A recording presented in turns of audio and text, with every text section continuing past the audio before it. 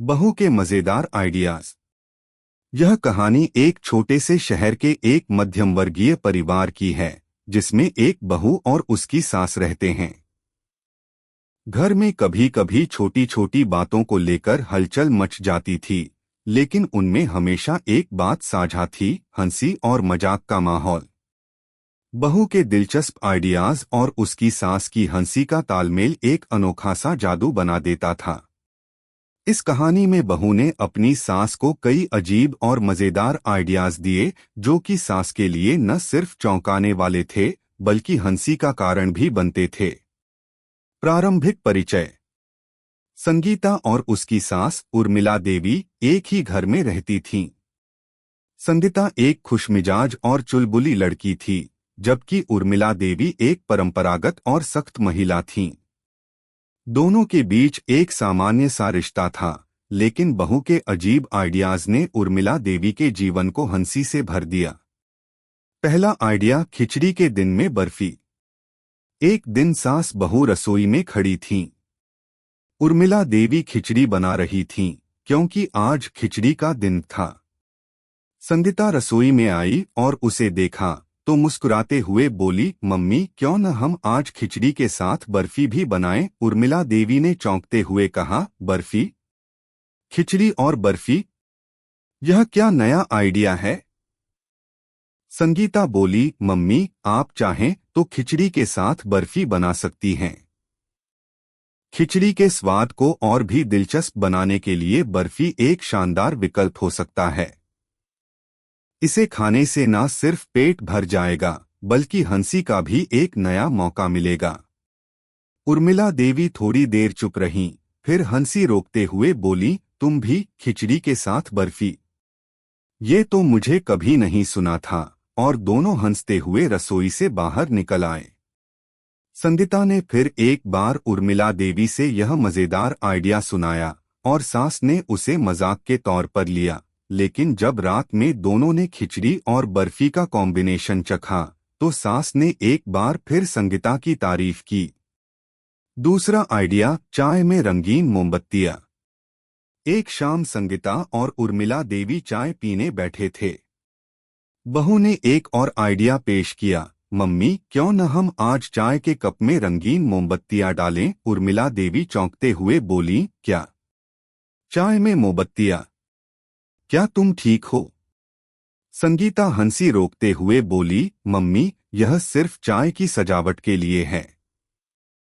हम मोमबत्तियों को चाय के कप के किनारे पर रख सकते हैं। इससे चाय पीने का अनुभव और भी रोमांटिक और मजेदार हो जाएगा।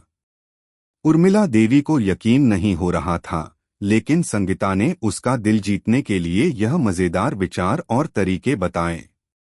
कुछ दिन बाद उर्मिला देवी ने संगीता के कहे अनुसार चाय के कप में रंगीन मोमबत्तियां रखी और चाय का आनंद लिया। यह आइडिया सचमुच न सिर्फ मजेदार था, बल्कि उनकी चाय की चुस्की में एक नया स्वाद भी जोड़ रहा था। तीसरा आइडिया, बर्तन धोने का कूल तरीका। एक दिन उर्मिला देवी बर्तन धो रही थीं और संगीता उन्हें देख रही थी। संगीता ने एक और आइडिया दिया, मम्मी, क्यों न हम बर्तन धोने का तरीका बदलें? आज से हम बर्तन धोते हुए गाने गाएं। उर्मिला देवी ने हंसी के साथ कहा, गाने गाते हुए बर्तन धोने का? तुम हमेशा कुछ न कुछ नया सोचती रहती हो। संगीता ने मुस्कुराते हुए कहा, हाँ, और साथ में डांस भी कर सकते हैं। इससे बर्तन धोने का काम और भी मजेदार हो जाएगा। अगर आप गाने गाने लगीं तो आपका मन भी खुश रहेगा और बर्तन भी अच्छे से धोए जाएंगे। उर्मिला देवी ने सोचा, अगर सच में यह काम कर गया तो क्यों न आजमाया जाए। अगले दिन दोनों बर्तन धोने के दौरान गाने गाने और हंसते हंसते डांस करने लगीं। इससे बर्तन धोने का काम तो जल्दी खत्म हो गया, लेकिन उनका मूड भी बहुत अच्छा हो गया। उर्मिला देवी ने अब इस आइडिया को अपने जीवन का हिस्सा बना लिया था। चौथा आइडिया, कपड़ों का फैशन शो।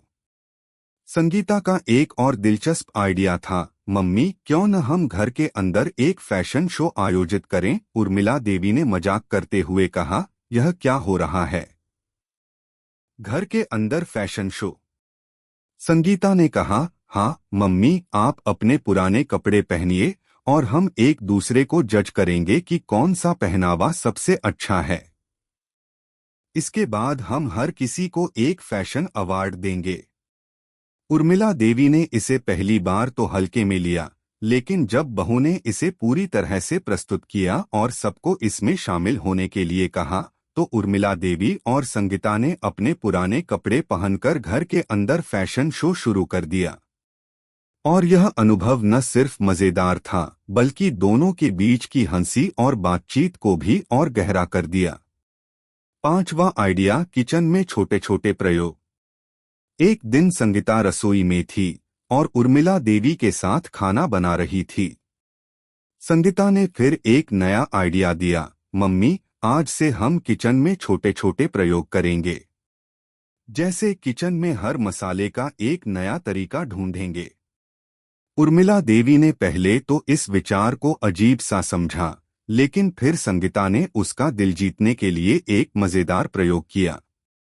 संगीता ने बेसन को पहले अच्छे से भूनने की बजाय उसमें हल्का सा पानी डाल दिया और फिर उसे तले, जिससे बेसन का स्वाद बिल्कुल अलग हो गया। उर्मिला देवी को यह तरीका बहुत पसंद आया और उसने उसे अपनाया। अंत में संगीता ने अपनी सास के जीवन में एक नया रंग भर दिया। उनके मजेदार आइडियाज ने उर्मिला देवी की जिंदगी में हंसी की एक नई लहर लाकर उसे खुशहाल बना दिया। अब उर्मिला देवी भी समझ गईं कि कुछ नए विचार और थोड़ी हंसी कभी भी किसी के जीवन को और भी बेहतर बना सकती है। इस तरह संगीता और उर्मिला देवी की जिंदगी में हमेशा एक मजेदार टुकड़ा जुड़ गया और दोनों एक दूसरे की संगत में हमेशा हंसते रहते।